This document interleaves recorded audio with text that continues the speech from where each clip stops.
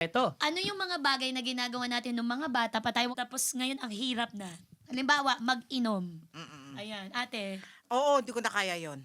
hindi mo na, yung dapat bukas walang gagawin dapat kung magiinom ka man. Dati kahit uminom tayo ng magkakasunod na araw, that was 15 Hindi, years ikaw old. lang. Chinismis. Pero Hindi, ngayon, pero grabe. eto, legit na yung occasionally. Talagang You have to occasionally. set everything na yung araw mo, kailan ako once a month hanggat maaari. Para Na may lang. chill, para may Oo, relax tayo. tsaka- Pero 5 bote ng tequila. Oo, Once oo a yun, month. pero hanggang alas 7 na umaga. Pero wag mo akong paiinumin ng everyday.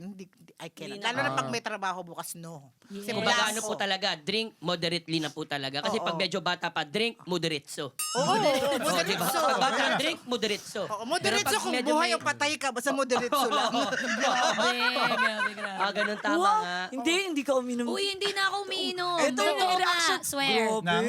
Nang marami. Ano ang experience mo? Grabe noon, matatas inuman, mga alas 5, 7, may Diba? taping ka. Oh, Tapos yes. okay ka. Kaya mo. Yes. Kaya ka, Kaya. pero lunch tulog. Pero isang kape Hindi ka lang yan, kumakain. Doon nga nauso yung power nap kineme, do. Pero True. hangover ka lang nung tumigil ka. Oo, tumigil Pero power ka na. nap kineme. Yun.